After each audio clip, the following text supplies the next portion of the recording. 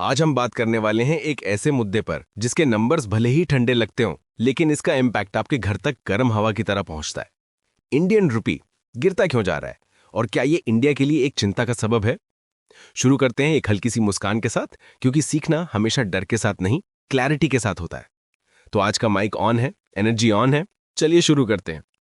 पिछले कुछ हफ्तों से आपने न्यूज में देखा होगा, rupee slips to record low, dollar strengthens, India's currency under pressure. और ये स्लिप हमें हर साल थोड़ा थोड़ा देखने को मिलता है। कई लोग पूछते हैं, सर ये होता कैसे? कौन डिसाइड करता है कि रुपी की वैल्यू अब कम होगी, अब ज्यादा होगी?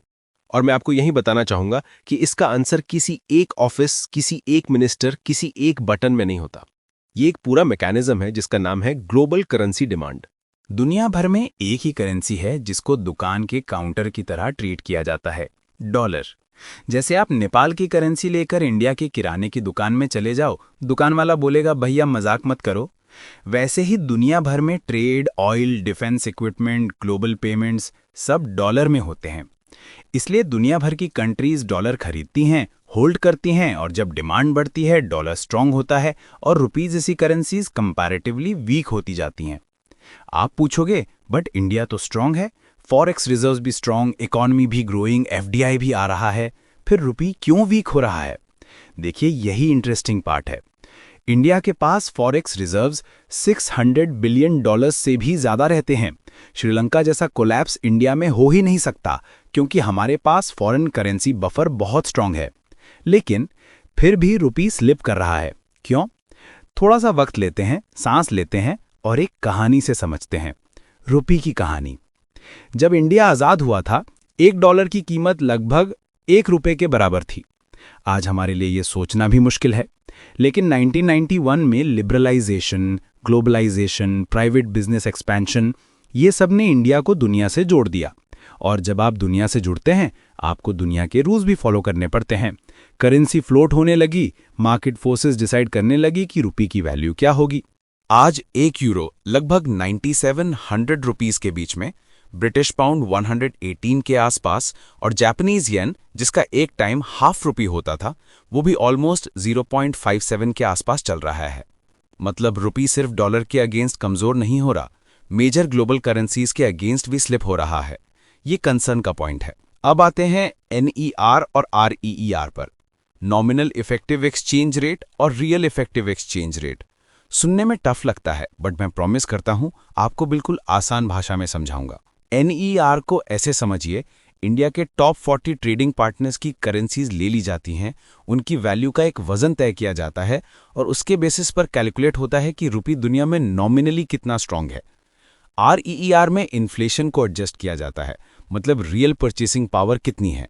एक उदाहरण लेते हैं, अगर 2015 में एक आईफोन 50,000 का था और आज 80,000 का है, तो इन्फ्लेशन एडजस्ट करके पता चलता है कि रुपी की असली बाइंग पावर कौन सी है। पिछले 3 सालों में NER में अराउंड 3-4% डिक्लाइन और REER में लगभग 9-10% का ड्रॉप आया है।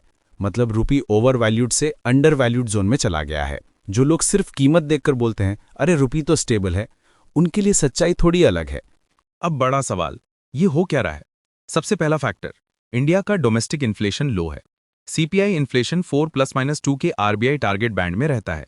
जब इन्फ्लेशन लो होता है तो रुपी की रियल वैल्यू थोड़ी स्लिप जाती है, क्योंकि इंडिया की गुड्स की प्राइसेस ग्लोबली उतनी अग्रेसिवली नहीं बढ़ रही होती।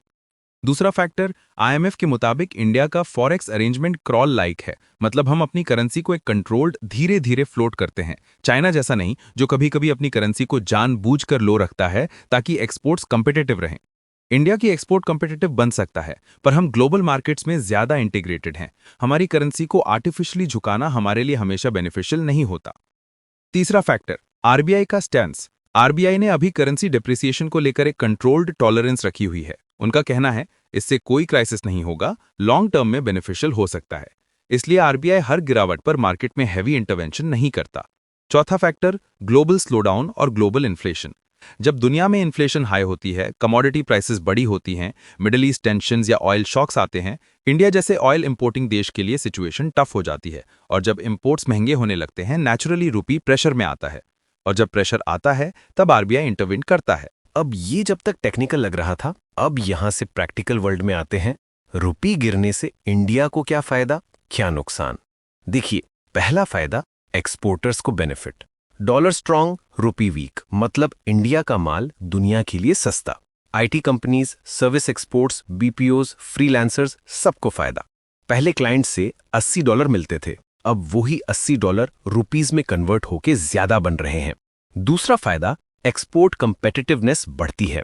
इंडिया की मैन्युफैक्चरिंग दुनिया में चीप एंड अट्रैक्टिव होती जा रही है। आज अगर इंडिया ग्लोबल सप्लाई चेन में ऊपर आ रहा है तो रुपी डिप्रिसिएशन उसका एक साइलेंट कंट्रीब्यूटर है। लेकिन नुकसान भी छुपा नहीं सकते। पहला नुकसान, इंपोर्ट्स महंगे। Crude oil, machinery, gadgets, chemicals, electronic components, सब कुछ महंगा होता है। दूसरा, फॉरेन लोन्स महंगे। इंडिया को अपना एक्सटर्नल डेट डॉलर में चुकाना होता है, मतलब रुपी गिरने का सीधा मतलब ईएमआई बढ़ गई। तीसरा, इन्फ्लेशन का रिस्क, क्योंकि जब इंपोर्ट महंगा तो घास से लेकर गैजेट्स तक सबका प्राइस इनडायरेक्टली बढ़ने लगता है। और सबसे इंपॉर्टेंट, इंडिया का ट्रेड डेफिसिट ऑलरेडी हाई होता है। रुपी और गिरता है तो डेफिसिट और बड़ा लगता है, और यही वो साइकिल है जहां चिंता की रेखा थोड़ी सी दिखती है।